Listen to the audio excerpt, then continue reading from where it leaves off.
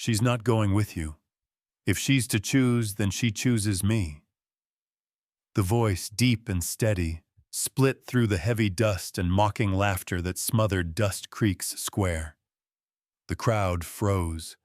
Charles Whitmore, the wealthy merchant who held the town in his grip, stumbled in shock, the handshake of fate he'd been reaching for, cut clean in two. Naomi Carter sat frozen, her heart hammering, fingers clutching her mother's mourning cloth. Only a moment before, every eye had waited for her drunken stepfather to seal the bargain with a nod and a crisp stack of bills. But then, from the haze of the road, a cowboy emerged, dust clinging to his coat. He laid a heavy pouch of gold on the table, the clash of coins ringing cold and final. Gasps rippled through the crowd as faces turned toward him. Elias Boone, the master of the largest ranch in Dust Creek. Was he rescuing an orphaned black girl, or igniting a feud that would shake the whole town to its core? Summer of 1879, Dust Creek burned like a furnace. Red dust rose in waves from the main street, mingling with the clatter of hooves, the shouts of vendors, and the brassy wail of the town band rehearsing for the fair. On a weathered wooden bench sat Naomi Carter, 23 years old, yet her dark eyes carried a weariness far older. Barely a month had passed since she laid her mother into the ground, and still she wore the faded mourning dress. In her hands she clutched a worn lace handkerchief, the only keepsake left of her mother. The fragile scrap trembled in the wind, but to Naomi it felt heavy as a lifetime. The crowd that gathered did not come to share her grief. They came to witness a bargain. They stared at her as if she were no more than livestock up for sale. Side glances cut sharp, whispers cracked like whips. A colored girl, and someone will still pay coin for her? At least she's young and whole, could fetch her worth in a rich man's house. Every word seared her skin. Beside her swayed her stepfather, a hulking man long hollowed by drink. His shirt was rumpled, collar stained and sour with sweat. A half-empty bottle swung in his hand, its fumes thick about him. His face burned red, his eyes bleary, yet they brightened when they lit on the fat purse held by the man across from him. That man was Charles Whitmore, 50, a merchant out of San Francisco. He wore a tailored black suit, a gold watch glinting from his breast pocket. His bald head shone in the sun, his steel-gray eyes colder than coin. Whitmore's name carried wealth and power, but just as sharp a reputation for ruthlessness. He had once bought a failing silver mine for half its value, forcing broken men back into the shafts. His wife had died 3 years past. The town told itself from illness. But the fear in the eyes of those who'd worked his estate still whispered of darker truths. Now he stood before Naomi, appraising her the way one sizes up a young mare in the yard. He did not see a woman. His gaze skimmed her thin frame, her hastily bound hair, her sun-warmed face, and he nodded, as if she were the piece he'd been searching to add to his collection. This girl. Whitmore's voice was low, deliberate, each word striking like a hammer. I will take her in. A marriage, a home. She will have stability. That is more than anyone in her position could hope for. Her stepfather barked a rough laugh, nodding eagerly, words slurring. Yes, yes, she's got nothing left. Her mother's gone, I can't feed another mouth. If Mr. Whitmore is so generous, it's a blessing. Just a bit of coin in advance to see to my affairs. The square stirred. Some nodded at Whitmore's offer. Others watched Naomi with pity, with curiosity. She sat still, heart pounding in her ears, throat dry, words buried deep. What could she say when her fate was bartered like a beast of burden? Her fingers clenched the lace handkerchief till her knuckles blanched white. Her mother's face rose before her, thin hands smoothing Naomi's hair, her whisper of a freedom she had never known. Live as a human being, Naomi. Don't let them turn you into a thing. Yet here she was, paraded for sale. Whitmore opened his leather wallet with slow precision, drawing out a thick stack of crisp bills. In the sunlight, the paper gleamed, dazzling the drunkard beside her. A fair price for this arrangement, Whitmore declared. She will have a decent home. In return, I gain youth and heirs to carry my name. Naomi longed to rise, to scream she was no man's property, but her throat locked, her legs rooted. She knew if she defied them, her stepfather would strike her, and the crowd would only laugh. Silence had been her armor for years, her tears always swallowed down. A sudden wind swept the square, whipping red dust into a haze. For a moment Naomi vanished within it, alone with the thunder of her own heart. She saw the path ahead, her mother's memory buried, her life swallowed in a strange house in San Francisco, nothing more than possession. The deal was about to close. Her stepfather's hand, trembling yet eager, reached forward, eyes gleaming at the promise of money. Whitmore extended his plump fingers, gold rings flashing in the sun. The square hushed to a breath, only the wind hissing between rooftops. Naomi shut her eyes. Her soul broke beneath the silence. The air in Dust Creek's square, thick with red dust and the stench of money, was torn open by a voice, low and steady, carrying like a church bell. She's not going with you. If she must choose, then she chooses me. The words struck like a blade across the quiet cloth of Naomi's fate. Heads whipped around, jaws fell slack. No one believed a man would dare challenge Charles Whitmore, here in the very place where he carried the law in his pocket. From the edge of the crowd, Elias Boone stepped forward. His trail coat was powdered with road dust. His wide-brimmed hat shadowed his sun-browned face. Dark blue eyes burned straight ahead, unshaken. His stride was slow but firm, each bootfall on the wooden boards beating like the drum of a march. He came to the center, where Naomi's drunken stepfather trembled and where Whitmore's fat hand still hovered, waiting for its handshake. Without a wasted word, Elias laid a pouch of gold heavy on the table. The coins rang sharp, flashing under the noonday sun, and the square shuddered at the sound. "Twice what you've offered," he said, his voice iron. A murmur spread like wildfire. Boone's lost his mind. What's he after? Naomi Carter? That orphaned colored girl? Worth his fortune? Whitmore froze. His stone-hard face twitched once.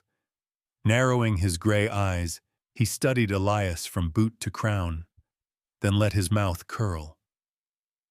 "Boone, I didn't think you had a taste for this sort of business." Elias gave no answer. His eyes rested on Naomi, still seated on the bench, her hands shaking around the lace handkerchief. He gave her the barest nod, as if to steady her, as if to say, "You're not alone." Her stepfather's bloodshot eyes darted between the gold pouches. He had never seen such money in all his wasted years. His mouth gaped like a fish, then broke into a drunken chuckle. "Double! Double it is, then! Of course it is!" But Whitmore cut him down with a voice sharp as steel. "Shut your mouth!" The crowd held its breath. They all knew here money and power always carried the day, but now another force had risen, daring to defy it.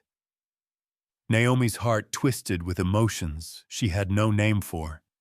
She had never spoken with Elias Boone, only heard the tales, heir to the widest ranch in Dust Creek, wealthy, self-reliant, but keeping his distance from the noisy world. Once, they said, he could have married the daughter of a great rancher and made himself untouchable. He refused. Since then, he lived quietly, working hard, keeping apart, a man outside the circle of power. Today he had stepped forward. For her. Or only to strike at Whitmore? Naomi did not know, but the steadiness in his gaze lit a spark inside her shattered chest. Whitmore slipped a cigar from his pocket, struck a match, and drew smoke deep. The white curl cloaked his face, hiding the rage burning in his eyes. "Boone," he said slowly, letting the smoke drift. "You think you've done something noble. But do you know what trouble you've bought yourself? A poor colored girl, worth breaking the rules of the game?" Elias stood tall, voice unbending. "No rule allows a man to be sold like cattle. I'm not breaking law. I'm keeping a soul from falling into the hands of the man who murdered his own wife." The square froze. The charge cracked like thunder. Every head turned to Whitmore. For a heartbeat he faltered, then roared with laughter, a booming, twisted sound. Ugly rumors. She fell sick and died. San Francisco itself knows it. Boone, will you repeat such gutter lies? Elias did not blink. "I know the truth, and I'll not let this girl walk the same road." Naomi gasped, her pulse a storm. In that instant, she understood. Elias had not laid down gold out of pity. He had done it because of a dark truth the town dared not name. The crowd rippled with unease. Some nodded. Others shook their heads, but all felt the chill. Old whispers about Mrs. Whitmore's death rose again, sparks rekindled by wind. Whitmore dropped his cigar, grinding it beneath his heel, gray eyes flaring fire. "You'll regret this, Boone. Your land, your money, your name, it won't save you from the cost of shaming me in front of every soul here." Elias answered plain, steady. "If it saves her, I'll pay it." Noise exploded, the crowd shoving, whispering, arguing. Naomi sat frozen, tears rising, heart breaking wide. For the first time, someone had stood, without gain, without glory, to keep her from the pit. Her trembling hand pressed the handkerchief to her chest. In her heart she whispered, "Mama, perhaps I have found a way out." The road to Boone Ranch stretched endless beneath the blistering summer sun. The wagon wheels groaned against the hard earth, raising clouds of red dust that swirled in their wake. Naomi sat inside, her hands clutching the worn lace handkerchief, her vision blurred with sweat and tears. She could scarcely believe what had just happened in the Dust Creek Square, how the town had witnessed her fate bartered like cattle, only for a man to step forward, double the price, and carry her away. Across from her sat Elias Boone, silent as stone. His wide-brimmed hat shaded half his face, his gaze fixed forward. He offered no explanations, no words of pity, no air of condescension. Simply steady, quiet, as though the scene at the square had been nothing more than a passing moment in the flow of his life. That composure pressed heavy on Naomi. She wanted to ask why, to demand the truth behind the act that shook an entire town, but her lips stayed sealed. As the wagon climbed a ridge, the sight before her stole her breath. Stretching to the horizon, green fields rolled vast and unbroken, dotted with dark clusters of cattle. Riders patrolled the land, tiny figures cresting hills before vanishing into tree lines. And there, high on a rise, stood a sprawling wooden house with a long porch, white fencing curling before it, and barns and silos at its back. Boone Ranch, Elias Boone's domain, was immense, a world apart from the sagging shack where Naomi had lived with her mother and stepfather. When the wagon halted at the steps, Elias stepped down first. He turned, hand outstretched, not forcing, simply waiting. Naomi stared at that rough, steady hand, a strange unease stirring within her. She had known many eyes that sized her up, many hands that grabbed or shoved, but never one held out with such plain steadiness. After a moment's pause, she laid her hand in his, feeling the warmth, the certainty, as he helped her down. Then he faced the great wooden house. "This is Boone Ranch," he said. "From this day, you'll live here." Naomi followed him across the broad porch. The door opened to the scent of fresh pine mingled with hearth smoke. A long hallway led to a wide parlor where a stone fireplace roared despite the heat outside. Servants moved briskly, some bowed, others watched her with open curiosity. Naomi's heart raced. She gripped her handkerchief like a lifeline against the sea of strangers. Elias paused at the foot of the staircase, turning toward her. His eyes were direct, his voice even. "Here, you are free. If you wish to leave, I will not stop you." Naomi lifted her gaze, stunned. Free. The word sounded so foreign she thought she had misheard. Since childhood she had been ordered about, by the men who hired her mother, by the drunken stepfather who saw her as a burden. Never had a choice been hers. And now, from the lips of a stranger, came a gift she had never dared hope for. Why would you?" she stammered, her throat tight. He did not answer at once. His eyes held hers, deep and steady as a shadowed pool. At last, he inclined his head. "Because everyone deserves to choose their own path." Naomi lowered her eyes, uncertain. Within her, doubt tangled with gratitude, fear with hope. Part of her wanted to believe him. Part feared this might be another cage, disguised in kindness. She pressed the handkerchief to her palm, whispering in her heart, "Mother, if you could speak, would you tell me to trust him?" An older woman appeared at the stair, her steps measured, her eyes sharp. "Maggie, Boone Ranch's longtime housekeeper." She bowed to Elias, then turned a gentle smile toward Naomi. "Mr. Boone, this must be the new girl." Elias nodded. "Naomi Carter. She'll stay here a while. See to her room." Maggie approached, clasping Naomi's hand lightly. "Welcome to Boone Ranch, child. You're safe here. Treat it as your home." The words struck Naomi's chest like a bell. Home. She had not heard the word spoken to her in years. The house with her stepfather had never been a home, only walls that held fear.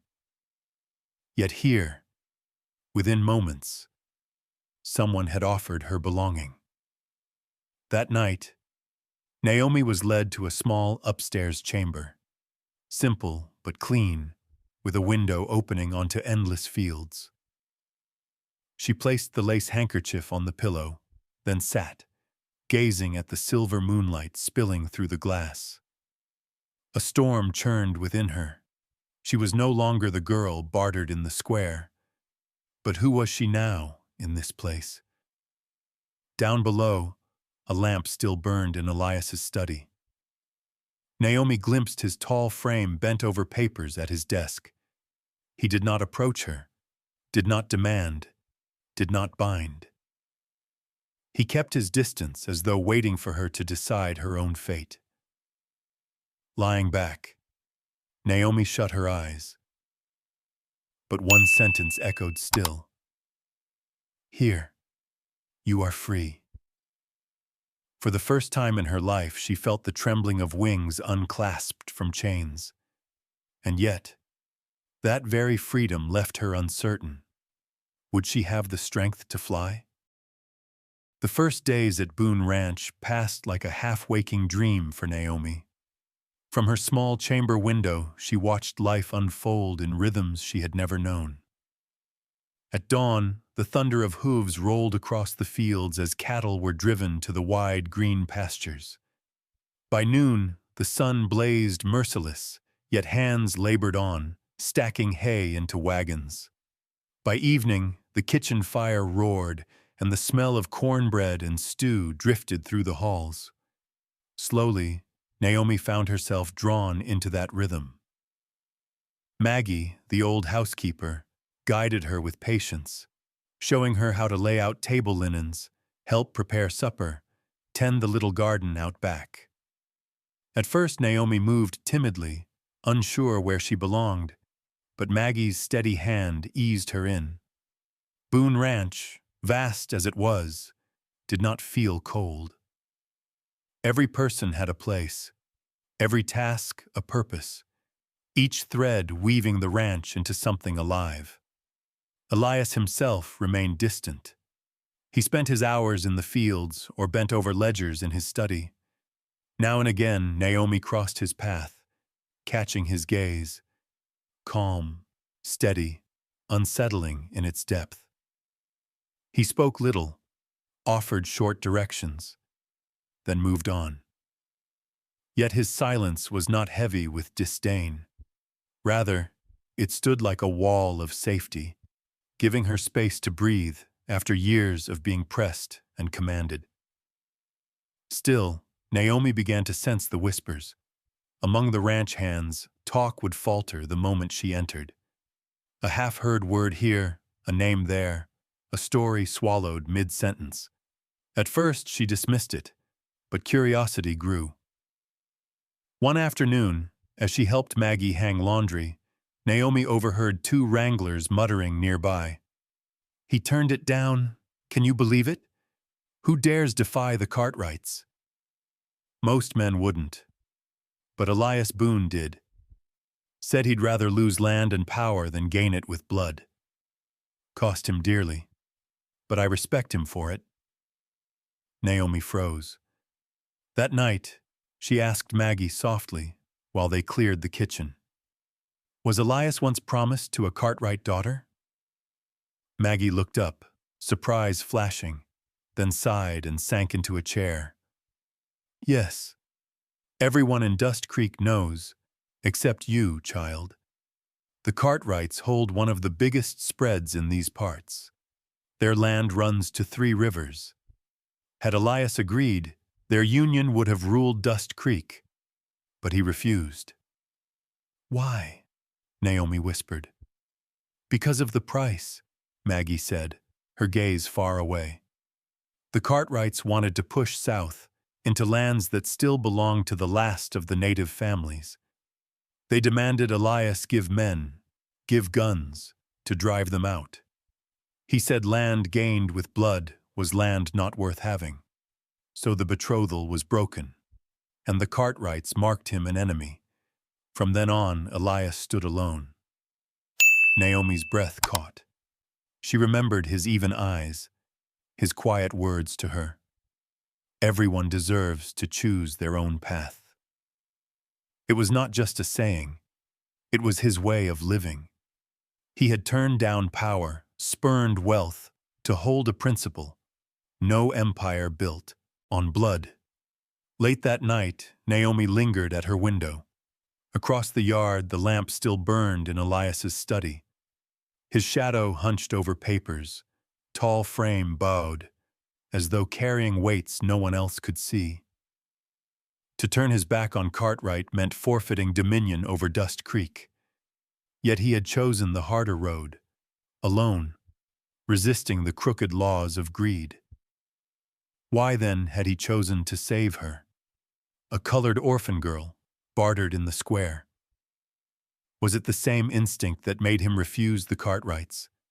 That instinct to stand apart, to shield life and freedom rather than consume it? Naomi pressed the handkerchief to her chest, tears slipping free. Until now, every man she had known had bought, ordered, or struck. Elias Boone did none of these. He had not brandished his wealth, nor flaunted his power. He had proved himself simply by standing against the one man all Dust Creek feared. The next morning, Naomi passed through the back lot and saw Elias repairing a fence with the hands. His sleeves were rolled, sweat darkened his shirt, his calloused palms steady on the hammer. No distant master, just a man working among men. When he noticed her, he paused only a moment, dipped his head, and in his eyes flickered a gentleness that unsettled her more than words could. Naomi turned away, her heart pounding. In that instant, she knew Elias possessed something Whitmore and men like him never would: the courage to step outside the circle of power and greed. And it was that courage, she realized, which might one day be the only anchor she could cling to in a world thick with lies. That afternoon, sunlight poured gold across the shingles, threading through the old oaks that bordered Boone Ranch. The air smelled of hay and pine dust as Naomi followed Maggie toward the weathered storage shed behind the garden. Few ever went there. Its walls had gone gray with age, the roof sagged, the single window filmed with cobweb. Maggie said the storms last winter had left gaps in the planks. It needed clearing before the rains came. Naomi rolled up her sleeves, tied back her hair, and stepped into the dimness. Sunlight speared through the boards, dust swirling like flecks of gold suspended in the air. In one corner, barrels lay stacked, saddles cracked with rot, coils of rope curled in dust. "Help me drag this trunk out to the porch, child. Let it air," Maggie said, her hands trembling as she tugged at a beam. Together they heaved the heavy chest, hinges groaning. As it scraped free, a warped cabinet door beside it sprang open, an old drawer jolting loose. From it tumbled a brittle envelope. Naomi froze. The paper was yellowed, edges frayed, thick with dust. She stooped, lifted it with a trembling hand. No name marked it, only a faded scrawl, blurred by time. "If anyone should find this, Maggie." "What is this?" Naomi whispered. The old woman's face shifted, eyes flickering with something like fear. Her lips parted, closed again. Naomi, pulse racing, slid the letter free. Inside was a single sheet, folded in thirds, stained and brittle, handwriting quivering as though penned in despair. "I did not die of sickness. I was beaten, confined. I lived each day in terror. If I am gone, let it be known, Amaon," I cried for help. "And remember, I was once a human being, not a thing to be broken." At the bottom, a name scrawled, ink blurred with tears: Elizabeth Whitmore. Naomi's breath caught. Her hands shook, the paper rattling between her fingers. Elizabeth Whitmore, the late wife of Charles Whitmore, whose death the town believed was from consumption. But this ragged cry carved in ink spoke of something darker. Her knees nearly gave way. She braced against a barrel, Whitmore's face rising before her mind's eye. Smug in the marketplace, cold eyes stripping her down like merchandise, cigar smoke curling as he promised a future, gilded but caged. If this letter spoke true, and Naomi felt it must, then he was not only a trafficker of souls, but a murderer, a man who crushed a woman until only silence remained. Maggie came close, laying a withered hand on Naomi's shoulder. Tears welled in her tired eyes, heavy with guilt. You knew? Naomi choked. For a long moment, silence. Then Maggie bowed her head. Yes. She pressed it into my hand once, whispered that if she were gone, the truth must live somewhere. But Whitmore's power was iron. He owned the judges, the sheriff, even the town's whispers. What could I do, an old woman? To speak was to invite ruin, so I hid it here, praying someone braver might find it. Naomi clutched the letter tight, tears falling on the faded page. Now Elias's words in the square rang with clarity. He had not accused in vain. He had known, perhaps seen, but had no proof. And here it was, a voice from the grave, undeniable, searing. The shed lay still, filled only by Naomi's ragged breathing. She looked at Maggie, saw regret carved deep in her face. Anger stirred in Naomi's chest, yet so did understanding. In a town where law bent to gold, what could one woman's truth accomplish but her own destruction? Naomi pressed the letter to her chest, heart pounding against its frail weight. It was more than paper. It was a charge, a testament from a silenced soul, and now it rested in her hands. Evening bled across the sky, light slanting through the cracks, painting Naomi's face in amber fire. She drew a long breath and hurried toward the house, Maggie's voice trailing faint behind. But Naomi ran on, clutching the letter as though letting go would cast the truth back into shadows. On the porch, Elias stood gazing over the fields when Naomi stumbled up, breathless. She thrust the paper toward him, voice trembling. "Read this. It's the truth." He took it, read in silence. His face scarcely changed, but his eyes darkened, his lips pressed hard. When he finished, he folded the letter, held it firm, then lifted his gaze to hers. "I always knew," he said quietly, voice laced with wind. "But no one in Dust Creek dared speak, not while Whitmore bought law and fear alike. I could only keep silent, until now." Naomi's voice cracked. "Then, you saved me. Not from pity?" Elias shook his head, his eyes burning with resolve. "I kept you here so there would be no more unmarked graves." Naomi's tears spilled free. In that moment, she understood. Elias had not bought her.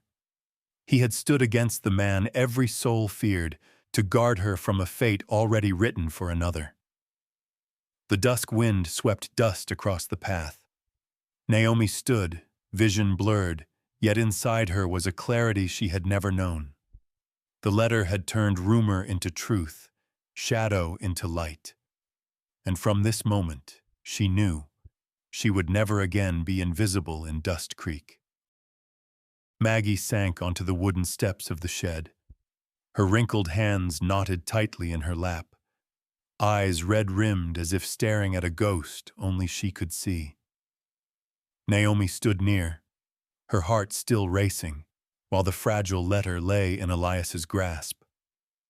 Silence pressed heavy around them, broken only by the steady chorus of crickets rising from the grass. At last Maggie exhaled, her voice ragged, every word trembling. Elizabeth. She gave me that letter the final night before she died. She had no strength left, but her eyes were still bright. She whispered, "Keep this, Maggie. If I am gone, one day the truth must be known." Her shoulders shook. Naomi knelt beside her, laying a hand over the old woman's gnarled fingers. For the first time, Naomi saw not just the firm housekeeper, but a soul who had borne fear for far too long. "You feared Whitmore," Naomi murmured. Maggie nodded. Yes, he was more than rich. He bought the law, the sheriff, the powerful men of Dust Creek. I was only a servant. What could I do?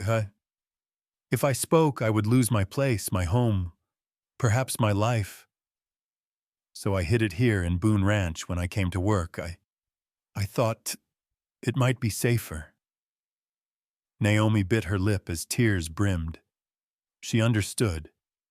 In a town where justice bent to money, silence was survival. Yet she felt the weight Maggie had carried all those years, the burden of knowing but being unable to speak. Elias leaned against a post, his gaze fixed on the faded paper in his hand. His face was taut but composed, his voice steady as stone. I suspected. I'd heard the whispers about Elizabeth's death. But suspicion is nothing without proof. A letter like this, her cry from the grave, is what Whitmore never meant to surface. And now, it rests with us. Naomi lifted her eyes to him. In his dark gaze lay a gravity that both steadied and shook her. Then he turned fully toward her, his words quiet yet unyielding. I kept you here so there would not be another nameless grave. The words struck deep. Every doubt Naomi had clung to dissolved. Elias had not bought her, nor claimed her as prize. He had risked himself, just as he once defied the Cartwrights, just as he refused to spill blood for land. And now again, he stood against the dark to keep her safe. Naomi's heart ached and warmed at once. No one had ever stood for her before, never once called her worthy of choice. Elias had, in the open square, against the scorn of all. Maggie covered her face, her voice breaking. Naomi, you cannot know what Elizabeth endured. Every bruise, every midnight cry. I heard them, and I was helpless. When she pressed that letter into my hand, I swore that if someone strong enough ever found it, I would speak. That time has come. Naomi squeezed her hand, her own voice shaking. Then we won't be silent anymore. No one has to live in fear again. Elias folded the letter carefully, tucking it into his coat. His tone was low but resolute. Whitmore cannot outrun truth forever. His mask will break. But first, I must keep you safe. Naomi, remember, this was never pity. I saved you because you deserve to live, not bought, not buried. Her throat closed, words faltering. She trembled with a rush of feeling, seeing him not as a wealthy rancher, but as a wall between her and the darkness, a living proof that decency could still stand against power. The evening wind carried the scent of hay and wood smoke. Maggie rose slowly, eyes glistening. Naomi, do what Elizabeth could not. Live. Let this truth be your strength, not your fear. Naomi nodded. She knew the road ahead would not be easy. Whitmore would not yield. But for the first time in her life, she did not feel alone. She had Maggie, who bore the secret. She had Elias, who defied a crowd to claim her humanity. And most of all, she had herself, her courage, newly awakened by that trembling page. That night, back in her small chamber, Naomi sat by the window. Moonlight silvered the lines of her hands. Elias's words echoed in her chest. I kept you here so there would not be another nameless grave. Naomi laid her palm over her heart and whispered, I understand now, Elias. You didn't buy me. You saved me. Outside, the fields stretched still beneath the moon. Yet within her, a new door had opened, a life waiting where she was no longer the girl sold, but the keeper of truth and of her own name. Dust Creek glittered that night. Lanterns swung from ropes along the main street. Paper flags fluttered in the breeze. Music rose from a small orchestra at the square. The whine of fiddles, the brassy blare of horns, mingled with laughter and the hum of voices. The summer ball, the town's yearly spectacle, was the place for families to flaunt their finery, trade gossip, and strike bargains whispered behind closed doors. Naomi entered the hall on Elias's arm, her heart thundering. It was her first public appearance since the market square. She wore a jade blue dress Maggie had stitched in haste, plain but graceful, her curls pinned back with a simple wooden clasp. Eyes turned, sharp and unblinking, whispers trailing in their wake. Naomi felt their stares pierce her skin, yet she did not falter. With Elias at her side, his presence steady as a stone wall, she drew a breath and lifted her chin. Couples spun across the polished floor, skirts and boots flashing beneath the chandeliers. Ranchers clustered in knots, glasses raised, murmuring of land, harvests, and the marriages that sealed alliances. And yet, Naomi knew her presence with Elias was the true center of the night. Then, as though fate had timed it, Charles Whitmore appeared. His black suit gleamed, a gold ring catching the lamplight. Time had carved lines in his face, but his smile was as cruel as ever, his eyes as cold. The crowd parted without a word, silence spreading with his steps. In Dust Creek, his shadow still carried weight enough to hush a hall. He strode straight for Elias. The music faltered, strings slipping out of time. Naomi felt Elias's hand squeeze hers, steadying her. "You think land and gold will stand against me?" Whitmore's voice cracked through the room, sharp and loud enough for all. "I own the law. You have coin and a handful of loyal fools. Don't think you can win." The hall went still, breath held, eyes fixed. They were used to seeing Whitmore tower over men, used to watching the weak bow. But Elias did not bow.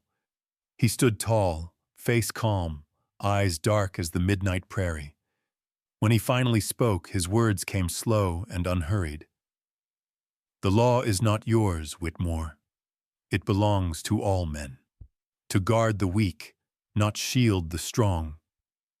Whitmore barked a laugh, bitter and sharp. "Noble words won't save you, Boone. You think playing hero for a colored girl sold in the street proves your virtue? You've only doomed yourself." Heat flared in Naomi's face. His scorn sliced into her, the old wounds of silence burning. She had bowed before such contempt all her life. Not now. Before Elias could answer, Naomi stepped forward. Her voice rang, clear and fierce, startling the room. "What law protects a man who murdered his wife?" The hall erupted. Gasps broke. Glasses shattered against the floorboards. Whitmore's face drained, rage flashing in his eyes. But Naomi did not waver. She stood firm, fists clenched at her sides. "I am no man's property. I chose Elias, not for his gold, but because he let me be myself. You." Her breath hitched, but her voice held. "You destroyed a woman until all she had left was a letter begging to be remembered. That truth will not stay buried." The hall roared alive. Faces turned, pale with shock, some covering mouths, others whispering feverishly. The rumors long whispered had now found a voice, spoken in the open, undeniable. Whitmore staggered a step, then forced himself upright, spitting venom. "Lies! Words planted in a girl's mouth by Boone. Where is your proof? Silence slammed down. Naomi's pulse hammered. She clenched her fists tighter when another voice broke through. Proof, I have. All eyes swung to the back. Sheriff Dust Creek stepped into the light, once believed to sit in Whitmore's pocket. His eyes were flint, his lined face carved with weariness and regret. He walked forward, steady and deliberate. My wife was Elizabeth Whitmore's dearest friend. Before she died, she told me what she had seen in that house. I stayed silent, because of his money, because of my cowardice, but no more. The hall convulsed, gasps, cries, murmurs flying like sparks. Whitmore's face purpled, his fists clenching hard. Naomi looked at Elias. He did not appear surprised, only resolved. His slight nod told her what she already knew. The truth had found its voice at last. The Dust Creek ball, meant for show and deals, had become a reckoning. Naomi stood amid the storm, her heart racing, her eyes alight. For the first time, she was not the girl being sold. She was the woman who spoke the truth. The hall held its breath. Music had long since fallen silent, and every eye followed Naomi's every move. Lantern light gleamed against polished boards, throwing into sharp relief Whitmore's sneer and Elias's unyielding stance. Yet Naomi knew, if she did not speak, truth would once more be smothered beneath coin and fear. She drew a deep breath and stepped clear of Elias's arm. Her legs trembled, but her voice cut the stillness like a bell. What law protects a man who murdered his wife? The room erupted. Gasps burst, whispers hissed, glasses shattered against wood. Still Naomi pressed on, her dark eyes blazing with a fire none had seen before. I am not a commodity. I am not a debt to be bartered. I belong to no man.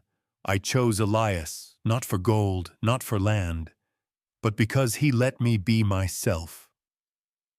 Her words rang louder than the orchestra ever had, slicing through years of Dust Creek's lies. Heads bowed, eyes widened. Many had never heard a woman, much less a colored woman, speak so boldly beneath the town's gilded chandeliers. Whitmore's face paled, lips tightening to a thin line before twisting into a bitter smile. Cheap slander. You parrot Boone's lies to strike at me. Proof? Where is your proof? A letter? A name? Who would believe it? Naomi stood her ground, heart hammering but chin unbowed. She knew the question would come. And just then, as silence thickened, a voice rose from the far end of the hall, hoarse, steady. Proof, I hold it. Every head turned. From the shadows stepped Sheriff Dust Creek, hat brim low, eyes heavy. Long thought to be Whitmore's bought man, he now carried himself upright, voice clear. My wife. She was Elizabeth Whitmore's dearest friend. Before she died, she told me everything.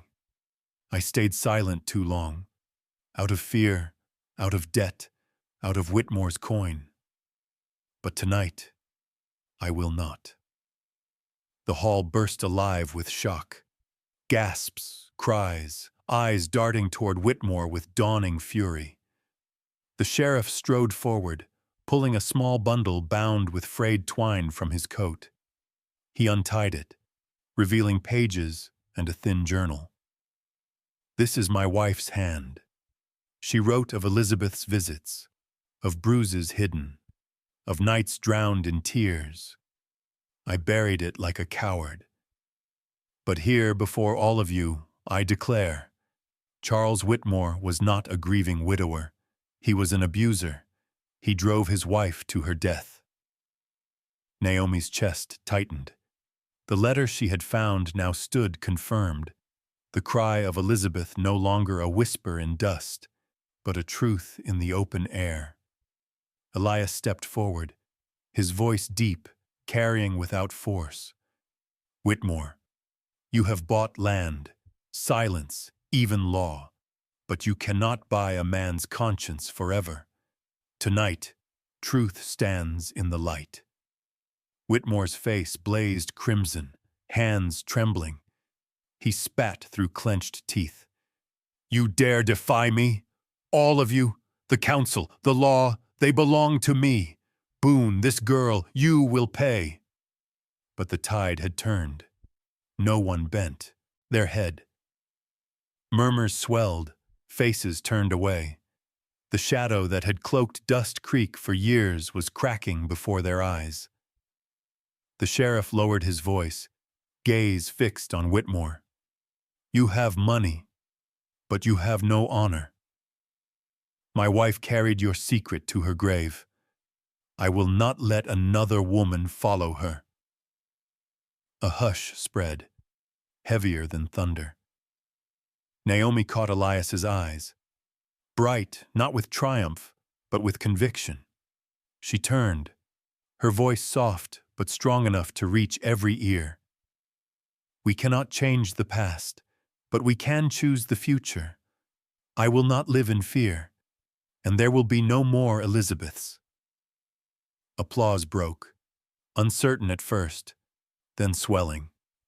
One by one, people rose, hands striking together, not merely for courage, but for the truth that had pierced their hearts. Naomi stood in the lantern's glow, the tide of sound washing over her, and she knew this night had not only rewritten her fate, but the fate of Dust Creek itself. The morning after the Dust Creek ball was unlike any other, not because of the sky, nor the birds across the prairie, but because the air itself had shifted. Charles Whitmore, once striding as though the land bent beneath his boots, departed in silence. No farewells, no backward glance. His carriage rolled out of Dust Creek, leaving only a trail of red dust and murmurs of a pride forever broken. At Boone Ranch, Naomi rose with the sun. The first light spilled across her hair in a pale golden sheen. She slipped into a plain cotton dress and stepped onto the porch. Before her stretched the vast pasture, horses grazing at ease, ranch hands already at work in the morning glow. It was nothing like the life she had known before. No stench of whiskey, no bitter shouting, no weight of a fate bartered by another's hand. By the fence stood Elias, sleeves rolled, speaking with his tenants. His face was stern, but his eyes kind. Watching from afar, Naomi realized this was the truest image of Elias Boone, a man bound to the soil, steady enough for others to lean upon. When chores were finished, Naomi began what she had long carried in her heart. In a small room beside the barn, she cleared broken tables, fetched long benches from the kitchen. Wooden planks became makeshift slates. Chalk was brought from town. By noon, a humble classroom stood ready, simple, but enough to start. Word spread faster than she imagined. Within the week, children of freedmen, of ranch hands, of the poor crept in shyly, wide-eyed. Some had never held chalk, some flinched from the desk as though it were forbidden ground.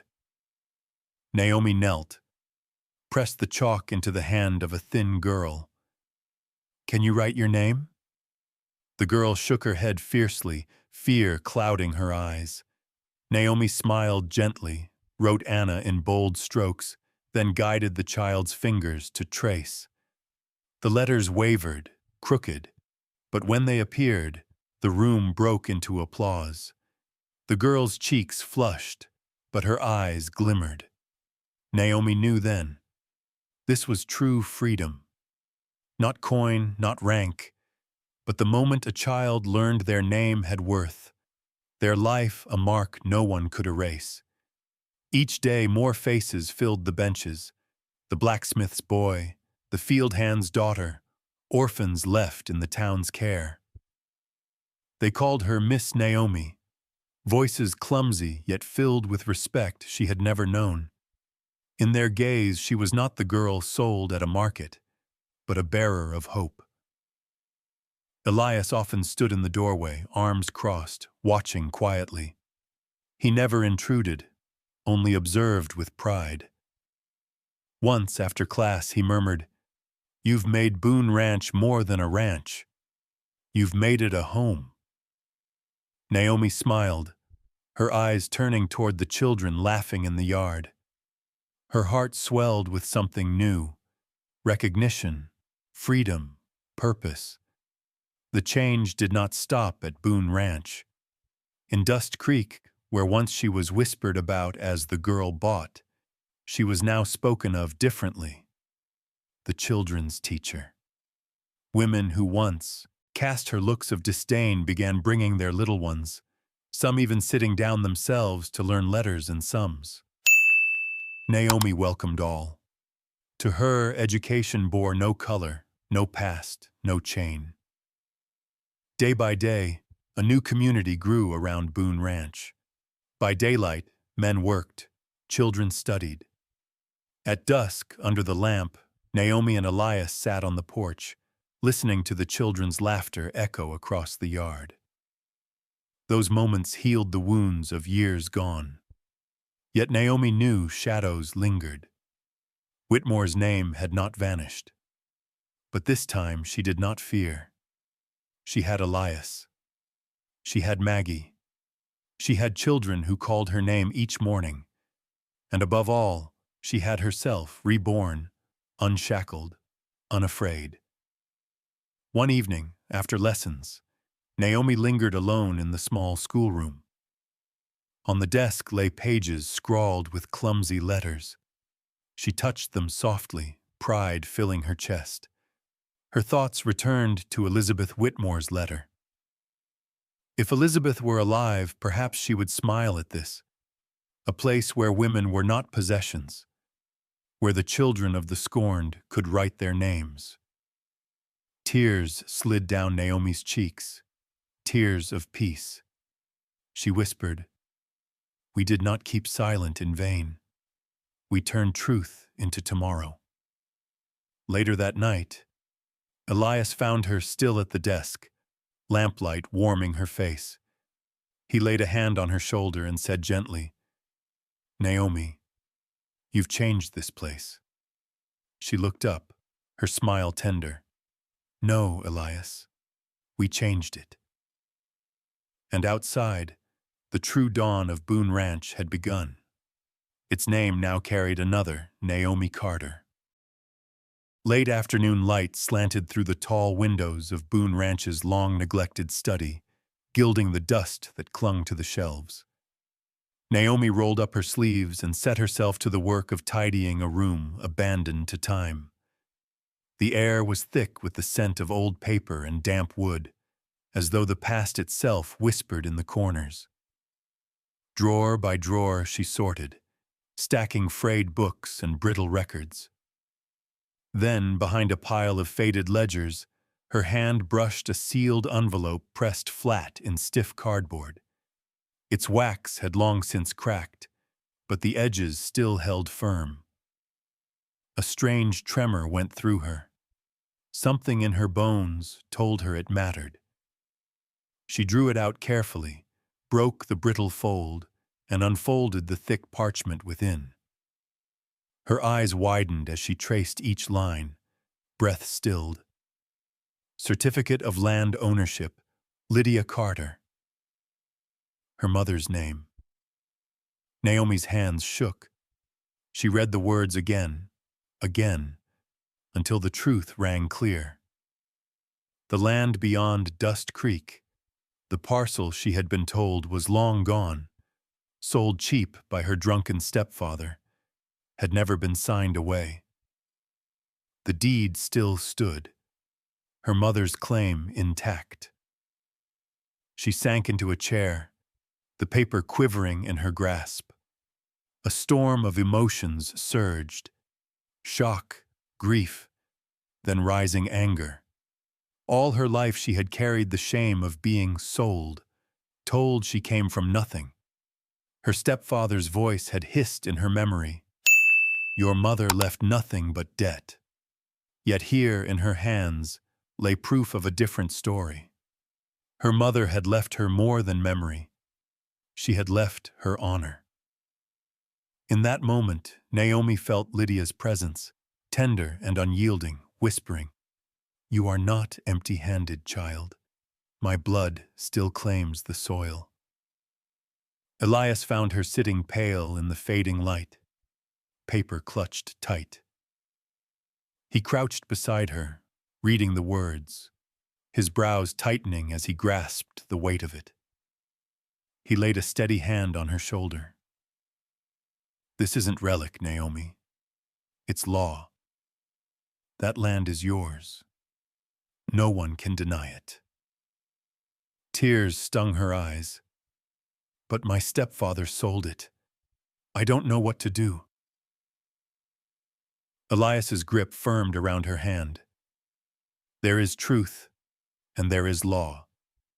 He forged a lie, but he cannot erase your mother's claim. I'll bring a lawyer from Helena. We'll fight." For the first time, Naomi saw not a closed door, but an open path toward justice for her mother and herself. Weeks later, Harrison Gray, a broad-shouldered attorney with eyes sharp from long practice, examined the deed. He nodded gravely. "This document holds. Lydia Carter was the rightful owner. Without her signature of transfer, the land defaults to her heir, Naomi Carter." Her heart thudded as he continued, "Your stepfather's sale was void. He never had authority. It will take time and battle, but the court will rule in your favor." And so it came to trial. The small wooden courtroom brimmed with townsfolk, curiosity thick as smoke. Naomi sat straight-backed, her mother's handkerchief clutched in her palm. Across the room, her stepfather snarled, voice dripping contempt. "She's nothing but a colored girl. That land was mine to sell." Attorney Gray rose, lifting the yellowed deed high. "Without Lydia Carter's signature, there was no sale. This deed stands unbroken. Any bargain struck after is null." Gasps swept the room. Her stepfather blanched, words stumbling. Naomi's chest tightened as the gavel struck. The judge's voice ringing clear. "The land east of Dust Creek, held by Lydia Carter, is hereby awarded to her lawful heir, Naomi Carter." Silence fell, then rippled into murmurs. Naomi closed her eyes as tears spilled down, a smile breaking through. For the first time, she was not a girl bartered, but a woman restored. Outside the courthouse, Elias took her arm. His voice was low, proud. "You've given your mother justice. And yourself, too." Naomi lifted her head, eyes bright as fire. "I was once the girl sold for nothing. Today I am heir. Not because anyone granted it, but because truth prevailed, and because you believed in me." Elias's hand closed around hers, strong and sure. In the blaze of Dust Creek's sun, Naomi Carter walked forward, not as the girl once shamed in the market square, but as the rightful keeper of her mother's land and of her own destiny. Years had passed since the day Naomi Carter first set foot on Boone Ranch, with nothing but her mother's frayed handkerchief clutched in trembling hands. Winters came and blanketed the roofs in snow. Summers scorched the fields into gold. Springs dressed the hillsides with wildflowers. Through them all, the ranch bore witness to her new life, and in time the name Boone Ranch faded from the lips of the townsfolk. Children were the first to call it something else, and soon the whole valley followed. Willow Ranch. A tribute to the woman who had planted hope here. They named it for the willows along the southern stream, where Naomi often sat with her pupils. The image of her beneath the swaying branches, chalk in hand, eyes alight as she wrote on the small board, etched itself into Dust Creek's memory. To the children, she was not the girl once bartered in the square, but Miss Naomi, the firm yet gentle teacher who showed them how to spell their names, read a passage of scripture, or pen a letter to parents laboring far away. To the grown folk, Naomi became a pillar, a living emblem of dignity. In her they saw what few had dared believe, that a colored woman could stand as equal, not by pity, but by strength and grace. They honored her not for the name Carter or Boone, but for her own steadfastness. She who had turned Boone Ranch into the heart of a community where knowledge and kindness passed freely. Willow Ranch became a gathering place. Each morning rang with the laughter of children bent over slates under Naomi's patient hand. By noon, she and Maggie and other women fed the orphans and the little ones left behind. In the afternoons, the yard filled with shouts, Elias teaching the boys to ride, Naomi telling the girls they, too, could be bold in the saddle. On feast days, folk swarmed Willow Ranch. The stables were cleared for long tables, the lawns trimmed for stalls.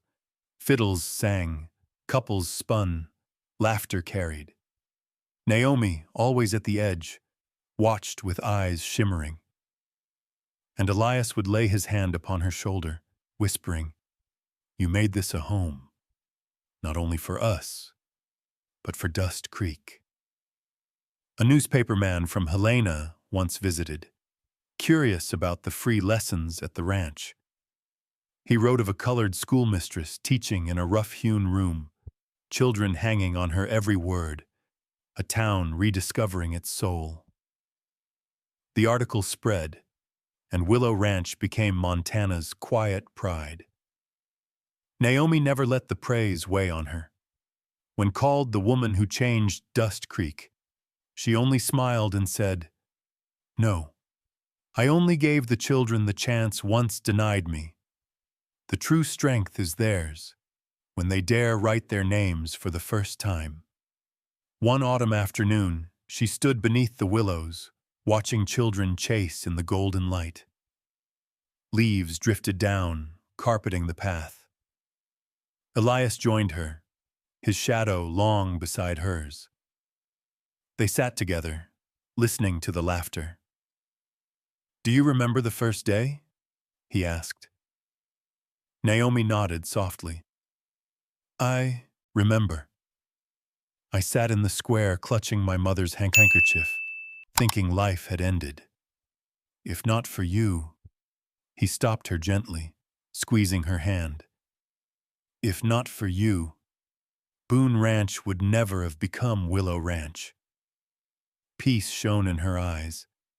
She saw how far she had come, from a girl bartered like a mule, to a woman shaping lives. When the new sign was nailed above the gate, all Dust Creek gathered. Applause rang, children sang. Naomi stood in a simple dress, hair tied back, not as a distant symbol, but as flesh and blood among them. Maggie, hair gone silver, clutched her hand and whispered, "You are no longer the girl sold in the square. You are Miss Naomi, and this town will remember you." Naomi wept as she embraced the old woman. From that day, the Boone name lived only in memory. Willow Ranch stood as a place of freedom, of learning, of grace. Naomi knew the road was not ended. Trials would come, but she would not walk in fear again. She would walk ahead, leaving her mark upon the land.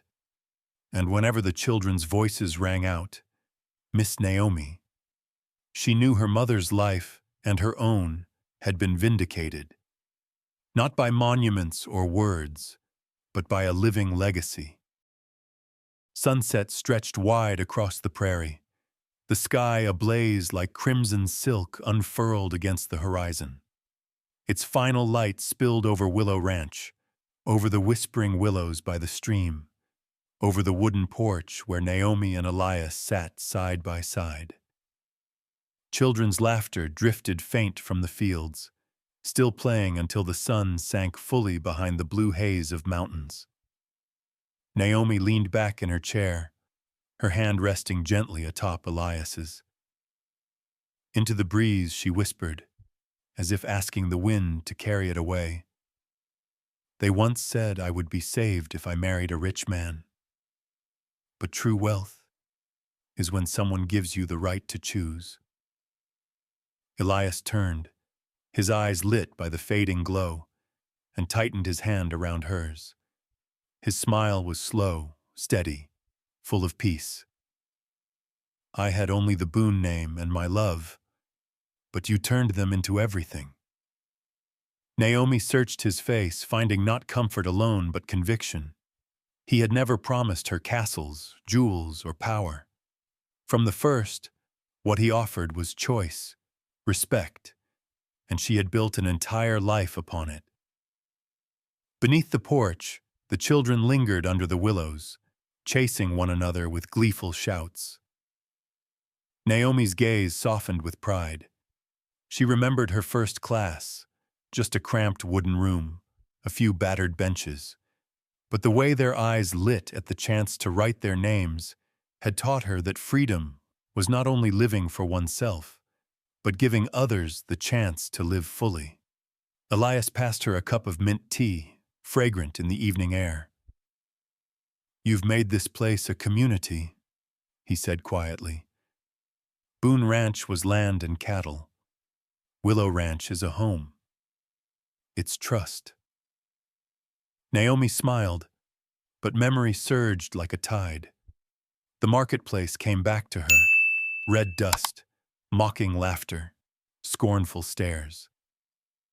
She saw herself again, clutching her mother's handkerchief, believing life had ended. And then Elias's voice cutting through, opening another path.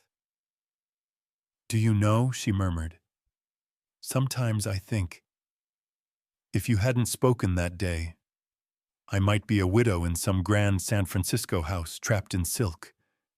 But you spoke. Just one sentence and it changed everything." Elias was silent a long moment, then said, "I didn't save you, Naomi. You saved yourself the moment you refused to bow to the life they forced on you. I only did what conscience demanded, stood with the truth." Naomi laid her head on his shoulder. He was right, and yet gratitude still warmed her heart. Together they sat as the sky turned violet, the fields alive with crickets. Maggie, hair now white as snow, stepped out with a freshly woven shawl. She joined them, her eyes bright with quiet pride.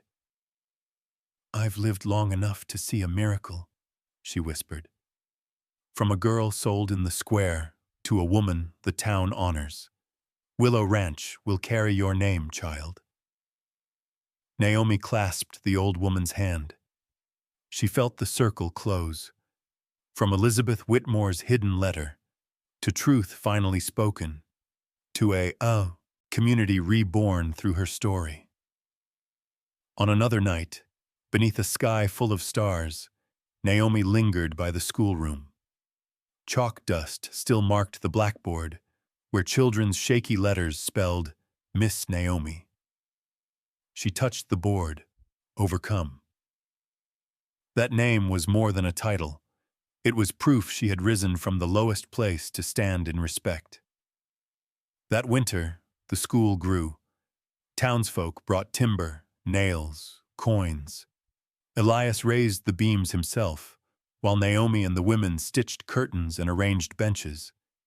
At the opening, children clutched brand-new notebooks, voices singing the song she had taught. The town gathered, pride glowing in every face. Naomi turned to Elias, whispering, "This is true wealth, not land or gold. but a child who can write their name." He nodded, his eyes shining. "And you are the one who gave it." Years later, when silver threaded their hair, Willow Ranch still sheltered generations. Children grew, then brought their own little ones back to sit under the willows, and they told her story. The girl once sold as a commodity, who chose instead, and in choosing, gave life to a legacy. That evening, as harvest winds carried the scent of ripe grain and the low bells of cattle returning home, Naomi looked over the children's laughter in the yard. She turned to Elias and whispered, "I have no regrets. From a girl with nothing, I have lived a full life." Elias brushed his hand gently over her hair. "You've shown me, and this town, that freedom is not granted by others. It is taken, guarded, lived. And you, Naomi, did it with all your heart." Naomi closed her eyes, letting the wind carry her peace. In her mind, she heard her mother's laugh, Elizabeth's proud gaze in the faded letter, the shouts of children free to run. All of it blended into the tender song of a life. The sun dipped, leaving the porch in twilight. Yet in Naomi's heart, the light of freedom burned on, a legacy not just her own, but Dust Creek's. A legacy written in courage, in love, and in the unshakable truth that anyone, no matter how deep the shadow, can step into the light. Dear friends, if this story has stirred your own memories of choices made in life, I invite you to share them below. Perhaps a message to your grandchildren, a recollection of steadfast love, or simply a wish that the next generation might live more fully. And don't forget to like and subscribe, so together we can keep the fire alive for these Wild West stories, where kindness, justice, and love always find their way home.